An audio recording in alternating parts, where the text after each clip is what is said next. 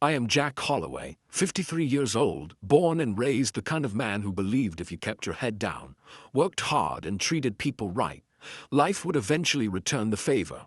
I never planned to tell my story like this, never imagined my voice would one day be carrying a warning instead of just memories, but life has a way of cornering you until silence feels heavier than truth. This story does not start with shouting or slammed doors. It starts with stillness. The kind of quiet that feels normal until you realize later it was the calm before everything fell apart.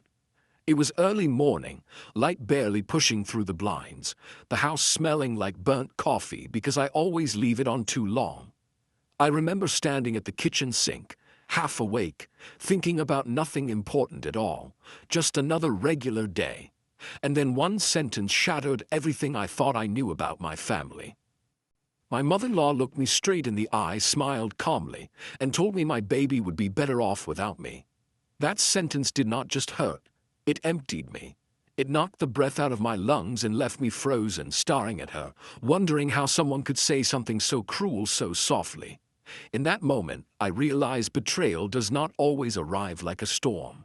Sometimes it walks in politely, sits at your table, and tells you it knows better than you do. I had waited most of my life to become a father, not because I was afraid, but because life kept handing me lessons before it handed me blessings. I had been married once before. I had failed. I had rebuilt myself brick by brick after losing things I thought I could not live without. I learned patience the hard way. I learned humility by being humbled. And when my daughter Lily was born, it felt like the universe finally nodded at me and said, "All right, you have earned this one." I remember the first time I held her.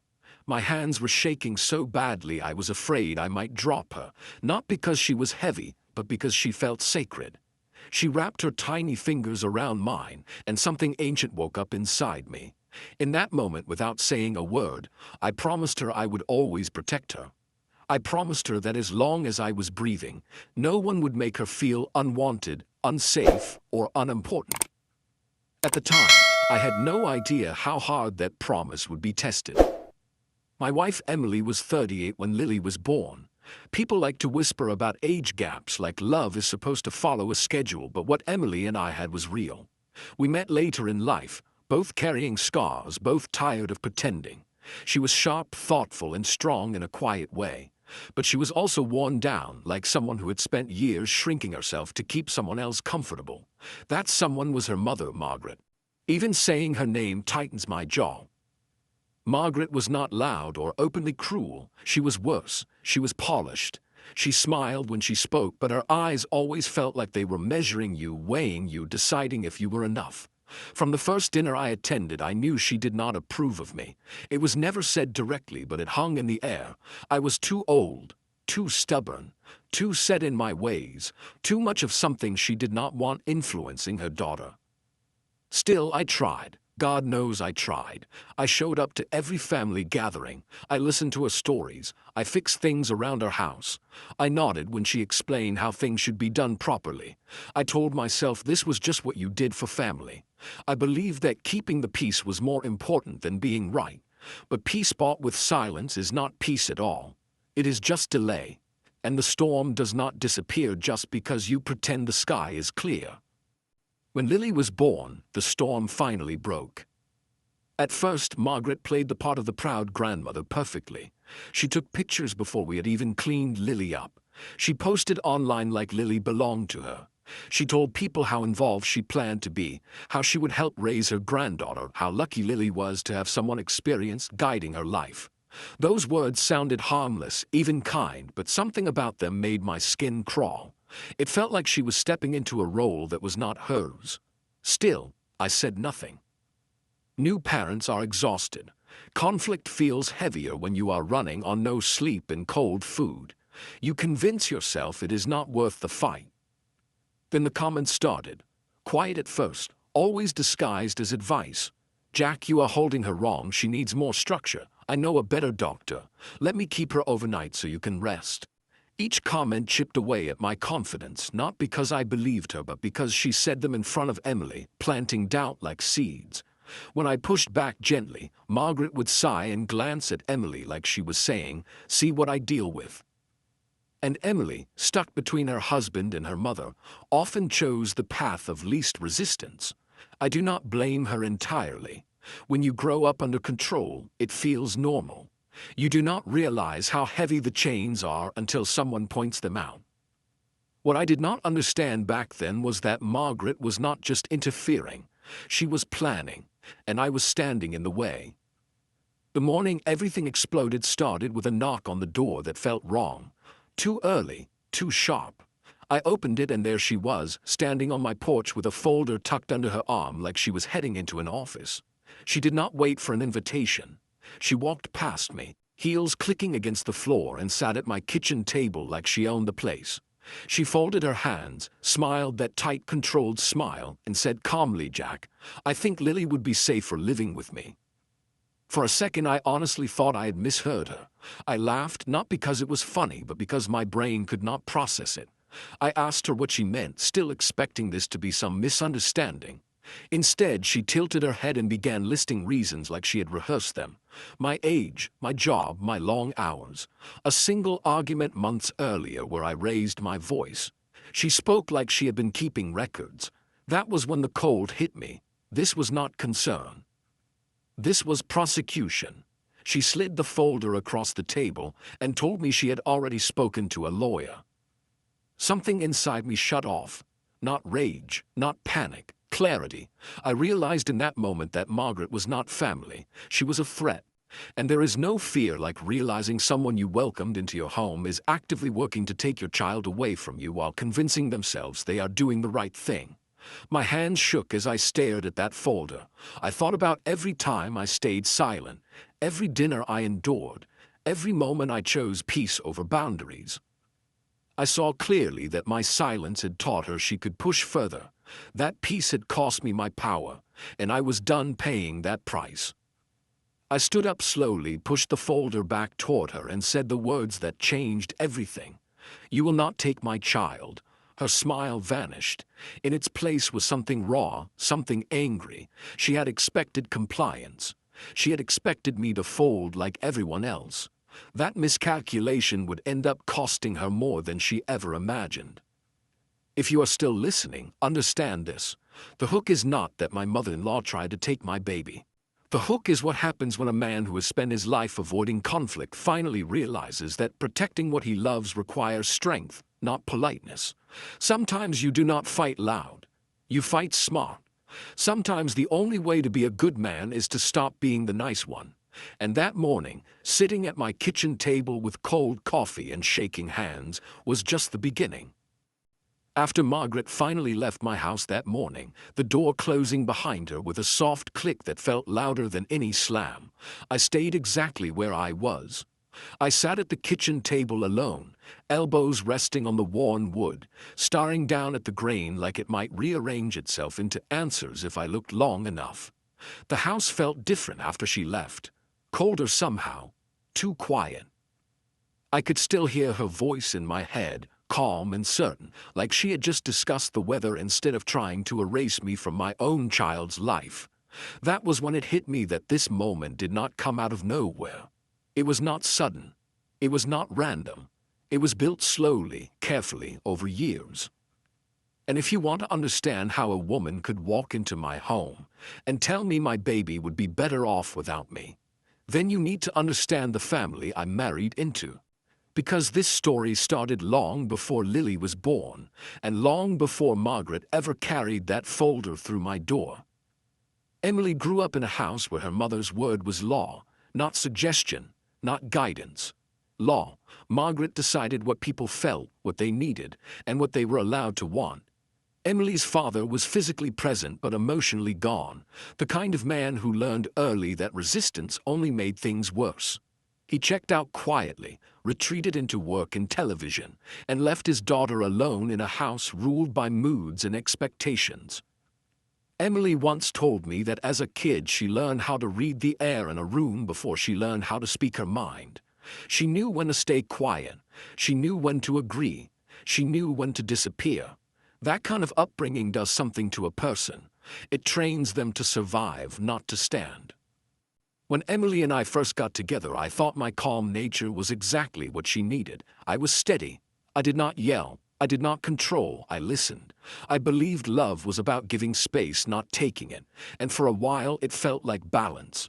Emily relaxed around me in ways she never had before. She laughed more. She slept better. She told me things about her childhood she had never said out loud.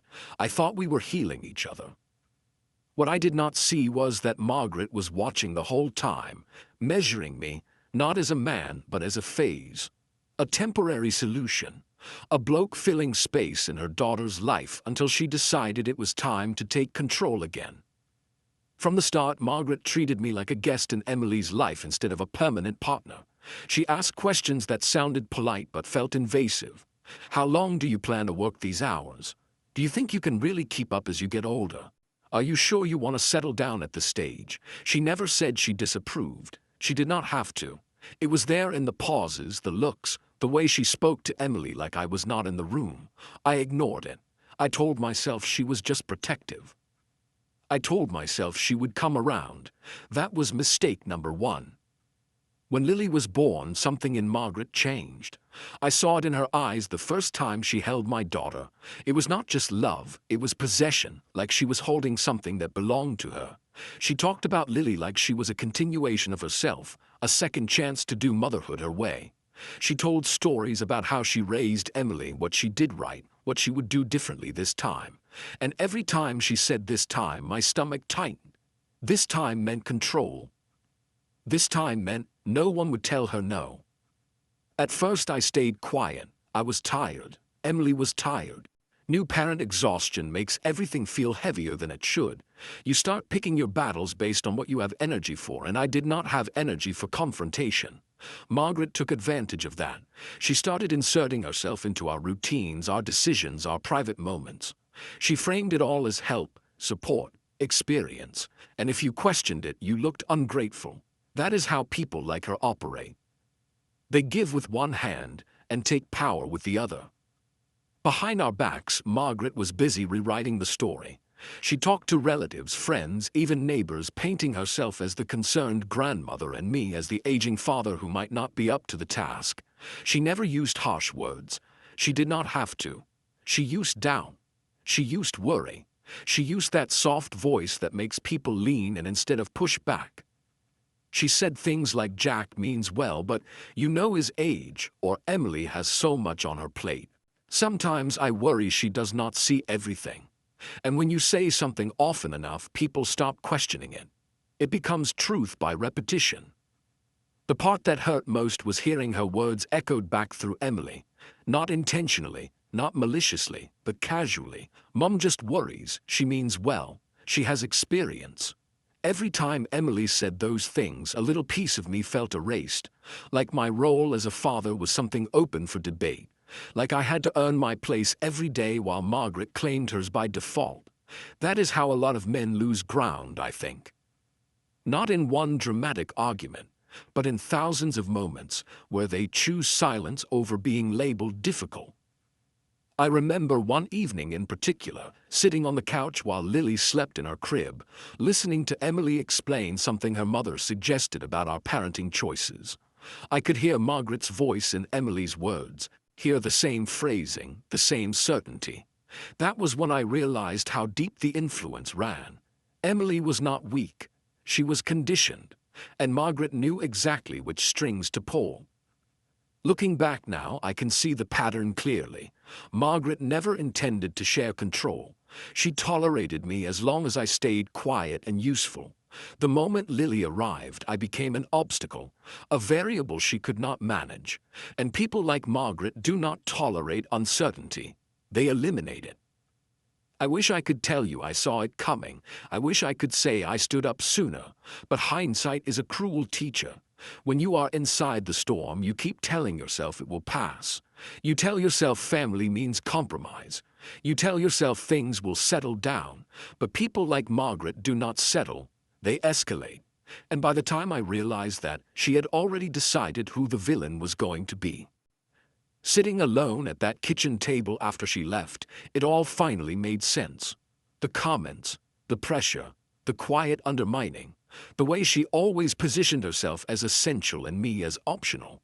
I understood then that the fight ahead was not just about one conversation or one threat. It was about years of control finally being challenged. And people who are used to control do not give it up without a fight. That morning was not the beginning of the conflict. It was the moment the curtain dropped. And as I sat there listening to the hum of the refrigerator and the distant sound of my daughter breathing down the hall, I knew one thing with absolute clarity. The family I married into was never going to protect my place in Lily's life. If I wanted to keep it, I was going to have to fight for it myself. The real conflict did not begin with legal papers, courtrooms, or lawyers in expensive suits. It began quietly, painfully, right inside my own living room on a night that should have been ordinary. Lily was asleep in her crib down the hall, the soft glow of the nightlight spilling under her door, and the house had that familiar end-of-day stillness where everything finally slows down. I remember sitting on the couch, remote in my hand, not really watching the television, just enjoying the rare peace that comes after a long day of work and parenting. That was when Emily sat down across from me, not beside me like she usually did, but across, like there was an invisible line between us. I noticed it right away. Her shoulders were tense. Her hands kept folding and unfolding in her lap. She had that look people get when they have been practicing words in their head and are afraid of how they will land. She started by saying her mother had been asking questions. Not accusing questions, she said, just curious ones. Questions about custody, about what would happen to Lily if something ever happened to us. She said it casually, like it was dinner conversation, like it was no different than asking about insurance or wills. But my chest tightened instantly because I knew better. I had seen that folder on my kitchen table. I had heard the certainty in Margaret's voice. That was not curiosity. That was preparation. I felt a pressure behind my eyes. The kind that comes when you realize something dangerous is getting closer, and the people around you do not see it yet. I told Emily plainly that her mother was crossing lines. I said it calmly but firmly. I explained that these were not normal questions for a grandmother to ask, that this was not concern, that it was control dressed up as care. Emily's reaction caught me off guard. Instead of listening, she bristled. She told me I was overreacting. She said I was reading too much into it. She said her mother just worried because she loved Lily. Every word felt like a small push away from me and toward her mother, and I could feel the distance growing even though we were sitting in the same room. Then she said it, the sentence that still echoes in my head. Maybe Mom is right. Maybe Lily would have more stability with her. She did not shout it. She did not say it to hurt me. She said it like someone testing a thought out loud, like she wanted reassurance that it was wrong. But hearing it felt like the floor dropped out from under me. That was the moment I realized I was not just up against Margaret anymore. I was up against doubt that had already taken root in my own marriage. And that kind of conflict cuts deeper than any outside attack, because it comes from someone you trust, someone whose opinion matters to you. I remember staring at Emily, searching her face for certainty, for loyalty, for something solid to grab onto. Instead, I saw fear. Fear of disappointing her mother. Fear of conflict. Fear of choosing sides. And I understood then how powerful Margaret's influence really was. It was not about logic. It was emotional. It was years of conditioning telling Emily that her mother knew best, that questioning her was dangerous, that compliance was safety. And suddenly, I was the one being questioned. My age, my stability, my ability to be a father. That night the living room felt smaller, like the walls were closing in. I felt like an outsider sitting in my own home, defending my place in a family I helped build. I tried to explain myself. I talked about how long I had waited to be a father, about how seriously I took my role, about how unfair it was to even suggest Lily would be better off without me. Emily listened, but I could tell she was torn. And that hurt more than anger ever could. When we finally went to bed, Emily fell asleep quickly, exhausted from the emotional weight of the conversation. I did not sleep at all. I lay there staring at the ceiling, replaying every word, every look, every pause. I kept thinking about how the hell I got here, How I went from being a husband and father to being someone whose place was suddenly up for debate. I listened to the house breathe around me, the quiet hum of appliances, the distant sound of my daughter shifting in her sleep, and I felt a deep ache settle in my chest. Not anger, not panic, sadness mixed with resolve. That was the night I stopped reacting and started preparing, because whether Emily meant those words or not did not matter. The threat was real. Doubt had entered my home, and doubt is dangerous when it comes to children. I realized then that love alone was not going to protect Lily. Good intentions were not going to stop Margaret. Hope was not a strategy, and as much as it hurt to admit it, I could not rely on anyone else to guard my role as Lily's father. Lying there in the dark, I made a decision that would change everything that came after. I would not wait for things to get worse. I would not assume people would come to their senses. I would not gamble my daughter's future on the idea that family always means well. I did not want a war, but I was done pretending there wasn't one. Because when doubt enters your own home, when the person you trust most starts seeing you through someone else's eyes, you either shrink back or you stand up. And that night, with my heart heavy and my resolve hardening, I chose to stand up. The betrayal did not arrive with a warning. It did not knock politely like Margaret had that morning weeks earlier. It crashed into my life in the most public way possible, and I still remember the exact second it happened because time slowed down in a way that only happens when something inside you breaks. I was at work, sitting in a conference room with glass walls, surrounded by people I had known for years. We were halfway through a routine meeting, nothing dramatic, just numbers on a screen and tired faces around the table. Then someone tapped on the glass. A man I had never seen before stood there holding an envelope, scanning the room until his eyes landed on me. That was the moment my stomach dropped. I knew. Before he said my name, before he handed me anything, I knew my life was about to tilt off its axis. He said my name calmly, professionally, like this was just another task on his list. He handed me the papers and walked away without another word. I sat there holding that envelope while everyone stared, pretending not to stare, the way people do when they know something bad just happened but do not know how to react. I felt heat crawl up my neck. My hands started to shake. I excused myself and stepped into the hallway, my heart pounding so loud I could barely hear myself breathe. When I opened the papers and started reading, it felt like someone had punched straight through my chest. Margaret was not asking politely for visitation. She was not requesting compromise. She was challenging my right to be a father. The papers questioned my mental stability. They implied neglect. They painted me as an aging man overwhelmed by responsibility, emotionally unreliable, unfit. Each sentence felt like a blade. These were not concerns whispered in private anymore. This was an official narrative being laid down in ink. And suddenly, I was not just defending myself to my family. I was defending myself to the world. I drove home in a fog. I do not remember the traffic or the turns or the radio. I remember gripping the steering wheel so hard my hands hurt. I remember thinking this cannot be real. This has gone too far. And beneath that shock, something darker settled in. A sense of being ambushed. Of realizing that while I was trying to hold my family together, someone else was already dismantling it piece by piece. When I walked into the house, Emily was already there, sitting stiff on the couch like she had been waiting for judgment. She did not ask how my day was. She did not ask what the papers were. She knew. That knowledge hurt more than the papers themselves. I sat down across from her, the same distance as that night weeks earlier, and placed the documents on the coffee table between us like evidence in a trial. She stared at them, then at her hands, and finally she spoke. She told me her mother had convinced her to sign a statement.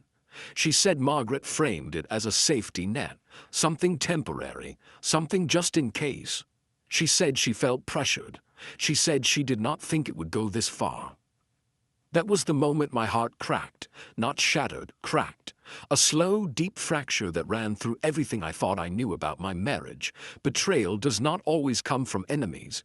Sometimes it comes from the person you trust to have your back, the person who shares your bed, the person who knows your fears and still hands someone else the weapon. I did not yell. I did not throw anything. I could not. All the sound drained out of me. I just felt this heavy ache settle in my chest, like grief without a funeral. Emily cried. She said she was scared. She said she did not know how to say no to her mother. She said she thought it would protect Lily. And all I could think was it already has gone too far. The line had been crossed. The damage was done. Trust does not break in loud moments. It breaks in quiet ones when you realize the person beside you made a choice without you, against you, and justified it as love. That night after the house went quiet, I went into Lily's room and picked her up from her crib. She stirred, then settled against my chest, warm and solid and real. I held her longer than usual, breathing her in, memorizing the weight of her, the sound of her breathing, the way her head fit perfectly under my chin. It felt like I was storing the moment, tucking it away for a future where things might not be so simple. I whispered a promise I had already made once before, but this time it carried more weight. I told her I would stand firm. I told her I would not disappear. I told her that no matter how ugly this got, I would be there. Standing in that dim room, holding my daughter while the world outside her door felt like it was collapsing, I understood something painful and clear. Someone had to be the adult in this mess. Someone had to stop pretending this was a misunderstanding and start treating it like what it was. A fight for a child. And if being that person meant I would be painted as cold, difficult, or even cruel, then so be it. I would carry that burden, because being liked was no longer my priority. Protecting my daughter was. That was the night I stopped hoping this would resolve itself. The night I accepted that the people closest to me were capable of choices I never imagined. The night betrayal stopped being an abstract idea and became something personal, something lived. And as I laid Lily back down and watched her sleep, I knew the road ahead was going to be long, exhausting, and unforgiving. But I also knew this. I would not back down. Not now. Not ever. People hear the word revenge and their minds jump straight to shouting matches, slammed doors, and dramatic ultimatums. They imagine rage driving every move, emotions spilling everywhere, bridges burned in a single night. That was never going to be my way. I was past the age of loud mistakes. I had lived long enough to know that the most dangerous people are not the ones who yell, but the ones who smile while they plan. Margaret had built her move quietly, carefully, and if I wanted to protect my daughter, I had to do the same. My revenge was not about hurting her. It was about stopping her. It was about making sure she never had the power to threaten my place in Lily's life again. And that kind of revenge does not make noise at first. It moves slowly. It waits. The morning after I was served those papers, I woke up with a strange calm. Not peace, calm. The kind that comes when fear hardens into resolve. I kissed Lily on the forehead before work and lingered a second longer than usual. Then I went to my car and sat there with the engine off, thinking. I knew one thing for certain. I could not handle this emotionally. Not alone. Not reacting in real time to every provocation. I needed structure. I needed strategy. I needed someone who had seen people like Margaret before and knew how they operated. So I did the smartest thing I had done since this mess began. I asked for help from someone who did not care about family politics, feelings, or appearances. Someone who cared about facts. That is how I found my attorney, a family law specialist with a reputation for handling high-conflict cases, the kind of lawyer other lawyers quietly respect. He did not waste time trying to comfort me. He did not flinch when I laid everything out. He listened, asked questions, and took notes like he was assembling a puzzle he already understood. When I finished, he leaned back in his chair and said something that changed how I saw everything. He said, "Jack, this is not about winning. This is about protecting your parental rights." That sentence grounded me. It took the heat out of my chest and replaced it with clarity. Winning is emotional. Protection is strategic. He explained how people like Margaret operate. How they rely on emotion, chaos, and reaction. How they provoke so they can point and say, "See, this is what I mean." He told me the most powerful thing I could do was stay calm and document everything, not selectively, not dramatically, everything, texts, Emails, comments, missed boundaries, contradictions, patterns. He said courts do not care about stories, they care about consistency, and suddenly I saw the path clearly. I was not going to argue my way out of this. I was going to record my way out. So I started documenting like my life depended on it, because in a way it did. I kept a journal. Every interaction with Margaret went in it, dates, times, words as close to exact as I could remember. When she offered advice that crossed into control, I wrote it down. When she questioned my decisions, I wrote it down. When she contradicted herself, I wrote it down. I saved every text message, every voicemail, every email. I did not respond emotionally. I responded politely, briefly. Sometimes not at all. And that restraint was harder than yelling would have been. Staying calm when someone is trying to provoke you takes discipline. It takes swallowing pride, but it also exposes them. Margaret did not like that. She was used to reactions, used to tears, arguments, explanations, used to being the loudest voice in the room. When she did not get that from me, she pushed harder. Her messages got longer, sharper, more dramatic. She repeated herself. She contradicted herself. She tried guilt, then concern, then authority. Each shift told a story, and I let her tell it. I stayed polite, civil, almost friendly. Because nothing rattles a control freak like not getting the response they want. Behind the scenes, my attorney and I were building something solid, a timeline, a pattern, a clear picture of interference and overreach. While Margaret was spreading her narrative emotionally, I was building mine factually. And facts have weight. Facts do not shout. They sit there undeniable. The power dynamic started to change slowly at first. I noticed it in small things. Margaret asking more questions than she answered. Margaret suddenly wanting meetings instead of texts. Margaret trying to sound reasonable after weeks of pressure. Panic has a smell to it, and I could smell it on her. She realized I was not scrambling anymore. I was not defending myself emotionally. I was preparing. And that terrified her more than anger ever could. Emily noticed the shift too. She asked why I seemed calmer, why I was not arguing anymore. I told her the truth. I said I was done reacting. I was focused on protecting Lily. I did not ask her to pick sides. I did not demand apologies. I let my actions speak. That steadiness did something to her. It forced her to see the contrast. Her mother escalating emotionally, me grounding myself legally. Slowly, the fog around Emily began to thin. Revenge, if you want to call it that, is often portrayed as destruction. But the most effective revenge I have ever known is exposure. Letting someone reveal exactly who they are while you simply hold the mirror. Margaret underestimated me because she thought my kindness was weakness. She thought my silence meant surrender. She never considered that I was learning, watching, preparing. And by the time she realized that, it was too late to rewrite her own words. There were nights I wanted to explode.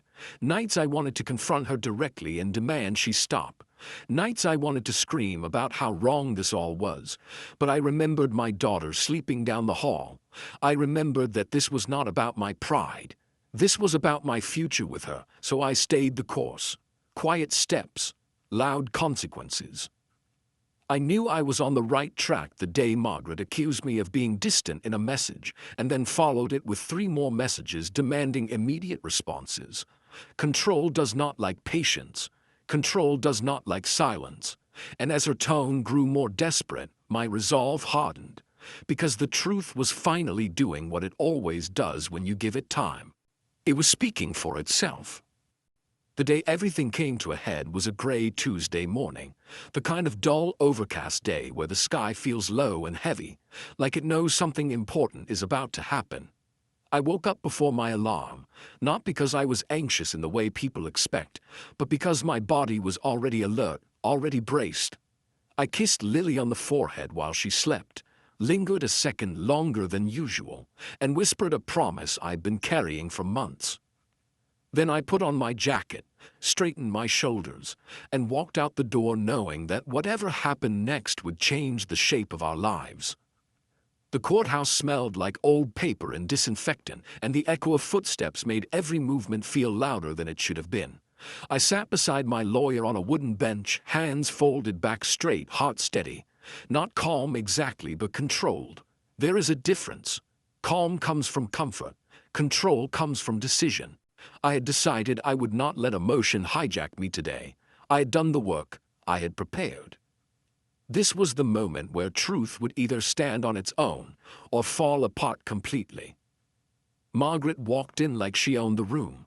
Her head was high, her posture perfect, her face composed in that familiar expression of certainty. She looked around like she expected recognition, like she was the most important person there. I noticed how she did not look at me at first, only acknowledged my presence when she finally turned and offered a small, confident smile. Not warm, not kind, strategic. It was the same smile she had worn when she slid that folder across my kitchen table months earlier. When it was her turn to speak, she did not hesitate. She launched into a story with ease, painting herself as the devoted grandmother who had been forced to step in because of concern. She talked about stability, about experience, about love. She described me as reckless without ever using the word, as aging without directly saying it, as unreliable without proof. She spoke smoothly, like someone used to being believed, like someone who had never been truly questioned before. And for a moment, I could almost see how this had worked for her for so long, how people nodded, how they sympathized, how they accepted her version of events because it sounded reasonable enough if you did not look too closely. But as she spoke, I watched the judge, not Margaret, the judge. I watched the way his expression shifted subtly at first. A raised eyebrow, a pause. Confidence without evidence is just noise, and Margaret was all confidence. She spoke about concern but offered no specifics. She talked about fear but presented no facts. She leaned on emotion, on assumption, on the idea that her authority as a grandmother should be enough. And slowly, I could see it was not landing the way she expected. Then my lawyer stood up, calm, measured, unimpressed. He did not attack, he did not accuse, he simply laid out the timeline, the dates, the messages, the contradiction, the way Margaret's concern escalated into control, the way boundaries were ignored, the pressure placed on Emily, the pattern that emerged when you lined everything up and looked at it honestly. It was not dramatic, it was devastating, because truth does not need volume, it just needs space. The judge began asking Margaret questions. Simple ones, clarifying ones, the kind of questions that require consistency, and that is where everything unraveled. Margaret hesitated, she backtracked, she contradicted herself. She tried to reframe statements that were already on record. Her voice tightened, her confidence cracked. Lies cannot survive light, and under those questions the mask slipped. In that moment the court did not see a worried grandmother. It saw a controlling woman who could not accept boundaries. Someone who believed love gave her ownership. Someone who mistook involvement for entitlement. The shift in the room was palpable. I felt it like a change in air pressure. And when the judge finally spoke, his voice was firm, clear, and final. The petition was denied. He warned Margaret directly about future interference. He made it clear that parental rights were not a suggestion. When he finished, I felt something release inside me that I did not even realize I had been holding. My shoulders dropped. My chest expanded. I could breathe again. I looked over at Margaret, and for the first time she looked small, pale, shaken. Someone with authority had told her no and meant it, not politely, not temporarily, permanently. I walked out of that courtroom feeling lighter, not victorious, but validated. The truth had held. The work had mattered, and as the doors closed behind us, I knew this chapter was over. The mask had fallen, and there was no putting it back on. The resolution did not arrive with fireworks or victory speeches or some dramatic moment where everyone clapped and the villain stormed out defeated. It arrived the way real endings usually do, quietly, firmly, and with a sense of finality that settles deep in your bones. The court order came through a few weeks after that gray Tuesday, typed in plain language that carried more weight than any shouting ever could. Margaret's access to Lily was restricted. Any visits would be supervised. Any attempts to interfere, intimidate, or make further legal claims would come with consequences she could not talk her way out of. It was not revenge in the way people imagine it. It was accountability. Some people later said it was harsh. They used words like extreme and unnecessary, especially those who only ever saw Margaret's polished surface and never felt the pressure of her grip. But I learned something through all of this that I will stand by for the rest of my life. Boundaries are not punishment. They are protection. When someone shows you they are willing to weaponize love, to twist care into control, to use a child as leverage in their own power games, you do not negotiate with that. You take the weapon away, you lock it up, and you make damn sure it cannot be used again. Margaret did not scream or cry when she got the news. That almost surprised me more than anything. She went quiet, cold, her messages stopped overnight. No long explanations, no apologies, just silence. And in that silence was the clearest admission of all. People who believe they are right fight harder when challenged. People who know they have been exposed retreat. That was the last move she had left. Withdrawal. And honestly, it felt like a gift. Emily took it harder than I did at first. The court ruling forced her to face something she had spent her entire life avoiding, the truth about her mother, not the softened version, not the excuses, the truth, that Margaret's love had always come with conditions, that obedience had been mistaken for harmony, that fear had been dressed up as respect. Those realizations do not land gently. They shake the foundation of who you think you are and where you come from. We started counseling not because our marriage was broken beyond repair, but because it had been bent under pressure for too long. Those sessions were not easy. There were tears. There were long silences. There were moments where Emily had to sit with the uncomfortable realization that by trying to keep everyone happy, she had almost lost the very family she was trying to protect. And there were moments where I had to admit my own mistakes, my own silences, my own tendency to carry everything quietly instead of demanding space when it mattered. What mattered most was that Emily did not run from it. She stayed. She listened. She faced the pattern she had been raised inside of and began the slow, painful work of untangling herself from them. She started recognizing her mother's voice in her own doubts, her own fears, her own hesitation. And one day, after a particularly hard session, she looked at me and said something I will never forget. She said, "I didn't realize how much of my life I've spent trying not to upset her. I don't want Lily to grow up like that." That was the turning point, not the court order, not the judge's warning, that moment. Because choosing your family over your fear is not loud or dramatic. It is quiet and brave and ongoing. It is choosing every single day to break a cycle instead of continuing it because it is familiar. And that choice meant more to me than any apology ever could. Apologies can be words. Choices are actions. Slowly our home changed. The tension that had lived in the walls eased. The constant sense of being watched, judged, evaluated faded.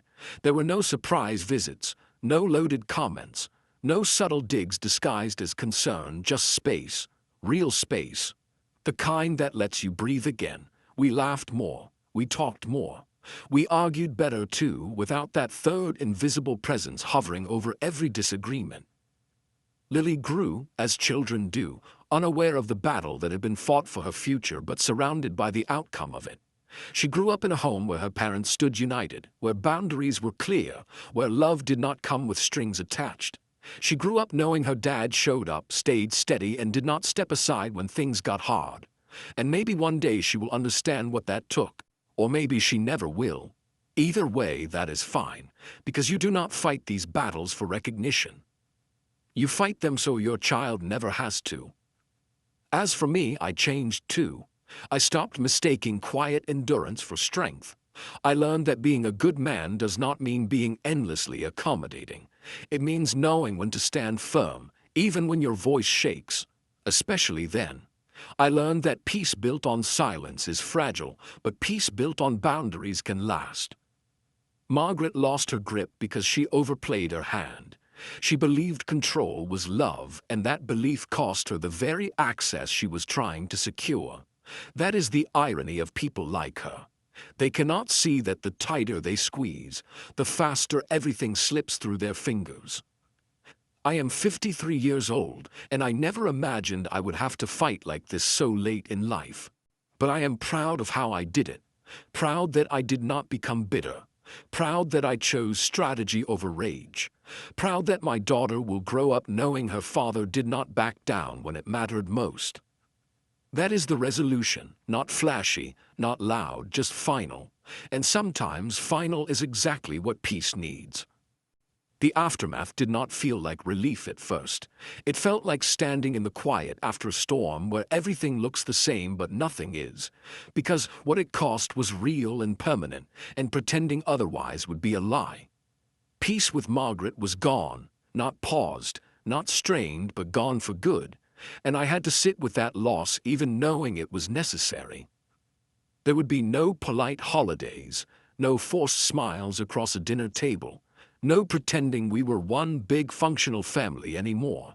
And for a while that absence echoed louder than the conflict ever had. I lost people too, friends who believed blood should always come before boundaries, people who said things like she's still her mother or she's still Lily's grandmother, as if titles alone erase behavior.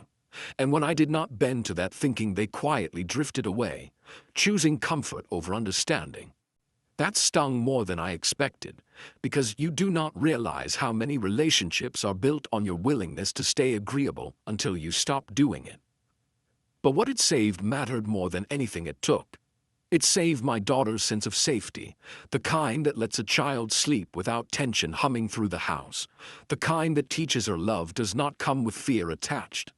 It saved my marriage by forcing it into honesty instead of polite denial.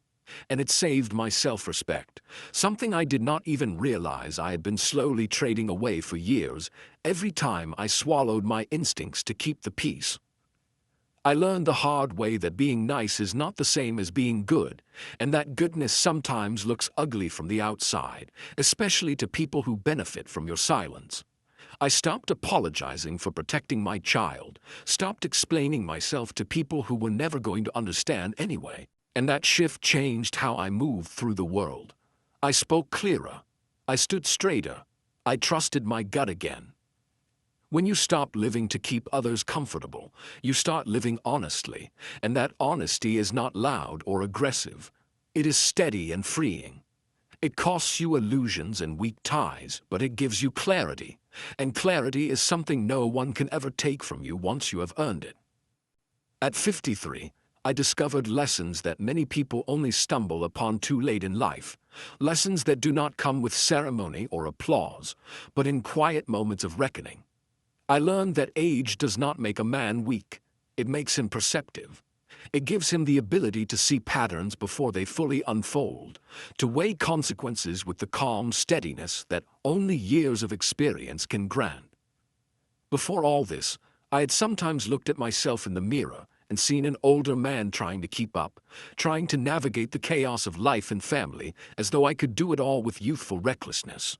But what the battle with Margaret taught me, painfully and unflinchingly, was that being an anchor matters far more than running fast or shouting louder. The steady presence of a father who knows when to act and when to hold his ground, that is the kind of strength that children feel in their bones. Lily, now older, has grown into a sharp, curious, and strong little human, and the knowledge that her father fought for her presence, her safety, and her future is something she senses even without fully understanding the intricacies of custody battles and legal strategy. She sees the calm in me, the patience, the consistency, and she understands in her own way that standing firm is a form of love. She has asked more than once why Grandma is not around as much, and those questions used to catch me off guard, stirring frustration and a twinge of sorrow. But over time, I have learned how to answer honestly without planting fear, without coloring the world in black and white extremes. I tell her simply that some people love in ways that are not safe or healthy, and that it is okay to keep distance from that kind of love, even if it comes from someone who shares your blood. Children, in their clarity, often understand fairness better than adults. She nods, and I can see the gears turning in her little mind, the recognition that boundaries are not just rules, they are shields, a way of keeping the people we care about safe from harm. The impact of this ordeal on me personally has been profound. I have learned to stop conflating being nice with being good. Politeness, Accommodation and avoidance are not the measures of a man's worth or his capacity to protect those he loves. There is a different kind of strength that comes from discernment, from knowing when to step back and when to step forward, from understanding that patience and consistency are often the most powerful weapons you have.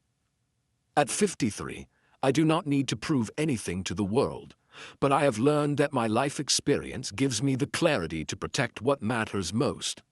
I no longer flinch when confrontation comes, because I have seen that confrontation is sometimes unavoidable, and the quiet confidence of preparation is far more effective than the bluster of emotion.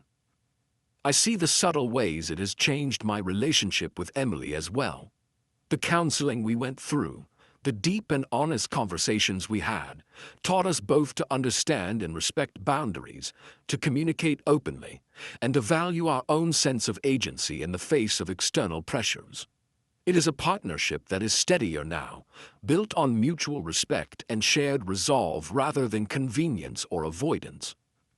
And that strength, that unity, radiates through our home and into Lily's life, giving her a foundation she can trust and rely upon as she grows.